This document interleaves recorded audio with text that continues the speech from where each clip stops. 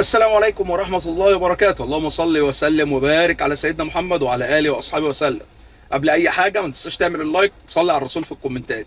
ولو عايز تشتري أي حاجة من نون، الكود ده بتاعي هيديك تخفيض كويس جدا، وناس بتقول إن هو بيدي كاش باك، الله أعلم، بس هيديك تخفيض كويس جدا. يلا تعالى بسرعة نبدأ الفيديو اللي كله طلبه مننا. مقارنة مهمة جدا النهاردة بين جيلي إيميجراند، الوحش الصيني اللي عامل مبيعات وعامل قلق في مصر، وبين العملاق الكوري بقى هيونداي اي دي.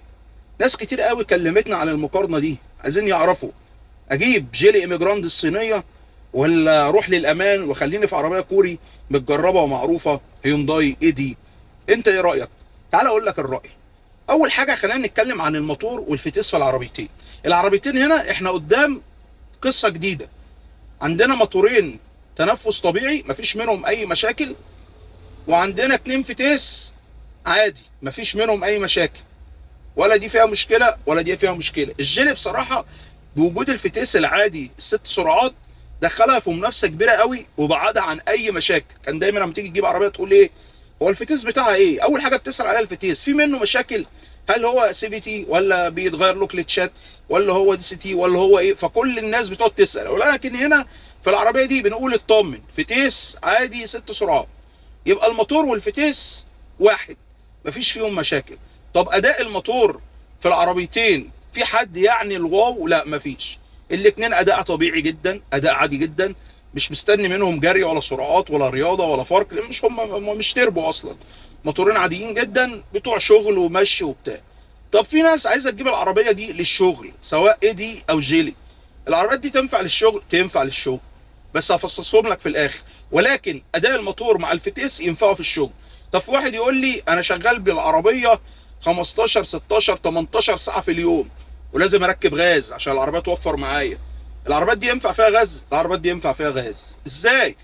موتور تنفس طبيعي، فتيس ما فيهوش فيه مشاكل، شنطه كبيره وواسعه، ركب غاز وعيش حياتك مفيش مشكله. طب الغاز ما هو بيدمر الموتور يا باشا، انت راجل عايز تشتغل عايز تركب غاز ركب. ويعني في رايي الكلام الجديد بتاع الغاز الجديد اللي هو المتزامن اللي بيشتغل اوتوماتيك ده ما بقاش يجهد المواتير زي الغاز القديم اللي كان على طول غاز، لان انت دلوقتي بتشتغل بنزين مع غاز، وتقدر كمان من خلال الكمبيوتر تبرمجها عايز كام بخه بنزين وكام بخه غاز. انما الغاز هيوفر معاك شويه، ممكن تريح دماغك من كل ده وتروح لصاحبنا توني وتجيب عربيه كهرباء ويبقى اشتريت دماغك ولا بنزين ولا غاز. لكن خليني اقول لك ان هيونداي اي دي الناس بتميل لها عن الجيلي بسبب واحد، ان العربيه دي عربيه معروفه، مش عشان هيونداي والاسم الكوري اللي مفيش، لا لا لا خالص. كان عندنا متابع عنده مشكله في العربيه الاي دي والتوكيل غيرها واداله فلوسه والمشكله اتحلت، ولكن دي فيها مشاكل برضه. يعني مش عشان هيونداي يبقى مفيش مشاكل، دي هيطلع فيها مشاكل ودي هيطلع فيها مشاكل. ودايما انا بقول العربيه زي البطيخه، يا تطلع قرعه يا تطلع حمرا، يا تطلع العربيه ما فيهاش مشاكل يا تطلع فيها عيب تصنيع، على حظك بقى يا باشا، على حظ ارمط زي ما بيقولوا، وتلبس انت في مشكله. ولكن خليني اقول لك ان العربيتين ينفعوا للشغل. لو الناس سالوني ينفع يتركب فيهم غاز، ينفع يتركب فيهم غاز. اداء العربيتين متوازي مفيش فيهم مشاكل، العربيات زي بعض في الاداء مفيش حاجه الواو يعني. الفتيس بتاع العربيات كويس جدا. طب تعال نشوف المساحات. مساحه الاي دي مساحه حلوه، الشنطه كبيره، الكنبه كبيره. طب الجيل ايميجرانت كبيره جدا، شنطه كبيره والكنبه كبيره، عربيه طويله اصلا. فتبص تلاقي في المساحات الاثنين زي بعض مفيش مشكله، ولكن متهيألي ان الايميجراند كمساحات اكبر شويه من الاي دي، ولكن الفرق مش هيكون ملحوظ. يبقى الموتور الاثنين متعادلين، الفتيس الاثنين متعادلين، اداء العربيه الاثنين متعادلين، والمساحات الاثنين متعادلين. طب تكييف العربيتين ممتاز، الهيونداي معروفه التكييف بتاعها حلو، والجيلي ايميجراند اما جربناها التكييف بتاعها حلو جدا برضه مفيش مشاكل، يعني الفرق مش ملحوظ مش ملحوظ. طب امال ايه هنجيب ايه في الاخر؟ خليني اقول لك على الزتونه زي ما بيقولوا. لو انت عايز تريح دماغك وخايف من موضوع قطع الغيار وعايز عربيه تشتغل بيها على طول، ولو اتخبطت تلاقي قطعه الغيار وتركب وتمشي وتقدر تنزل تجيبها من عند البقال زي ما بيقولوا، خليك في هيونداي اي دي وريح دماغك. بس في المقابل مش هتاخد اوبشن، مش هتاخد رفاهيه. عشان تاخد اوبشن ورفاهيه وامان لازم تجيب اعلى فئه وهتعدي المليون جنيه. ولكن الجيل ايميجراند عملت المعادله المظبوطه، اديتك عربيه فئتين، واعلى فئه عندها تقريبا 840,000، فيها كل حاجه، فيها امان، فيها اوبشن، فيها الشاشه الكبيره، فيها المثبت السرعه، فيها فتحه السقف، فيها الجنوط الاسبور، فيها الفرامل الخلفي، فيها حاجات كتير قوي، فيها تحديد الخروج من المسار، وحاجات كتير قوي في العربيه. كل الاوبشن اللي تتخيله اللي هي بتقول بابا وماما موجوده في العربيه، ومع موتور وفتيس مفيش منهم مشاكل، مع تكييف ومساحات كويسه.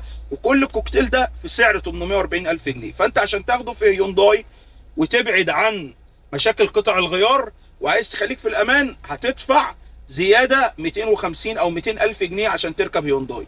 فانا رايي لو انا حد سالني انت عايز ايه، انا لو انا هجيب جيل ايميجراند وهامن على العربيه عشان اشتري دماغي، ولو حصل اي حاجه انا في 250 الف جنيه فرق كنت هدفعهم عشان اخد العربيه دي، فانا هحطهم. لو حصل اي دروب معايا هيبقى الفلوس دي موجوده انا وفرتها، ولو حصل اي دروب كده كده انا مامن على العربيه، والعربيه تجميع محلي.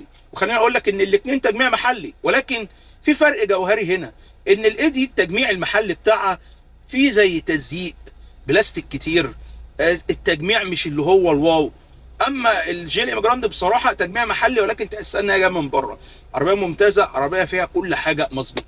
طيب اعاده البيع هنا تتفوق الهيونداي اي دي تتفوق ان انت لو عايز تبيع العربيه وانت نايم كده بعد ما فطرت وتقلت وضربت كوبايه الشاي مستني صلاه التراويح، تخش ترفع الاعلان بتاعك، هتبيع العربيه وانت قاعد في نص ساعه. اما الجيل ايميجراند هتتعب شويه، هتستنى فطار وسحور، وممكن تاكل كحك العيد والعربيه لسه ما اتباعتش. يبقى اعاده البيع هنا بتتفوق فيها هيونداي اي دي. يبقى انت لو عايز تجيب عربيه فيها كل حاجه بسعر كويس هتروح للجيل ايميجراند، بس هتامن عشان موضوع قطع الغيار. عايز تشتري دماغك هتزود شويه وهتجيب الاي دي، وهتبقى معاك اعاده بيع ممتازه، وهيبقى معاك توافر قطع غيار. ده كان فيديو سريع، لو انا توهتك معلش سيب لي في الكومنتات السؤال وانا هجاوبك. ولكن بصراحه العربيتين كويسين وانا برشح العربيتين، ولكن دي فيها ميزه وعيب زي ما قلنا، ودي فيها ميزه وعيب، مفيش عربيه متجامله.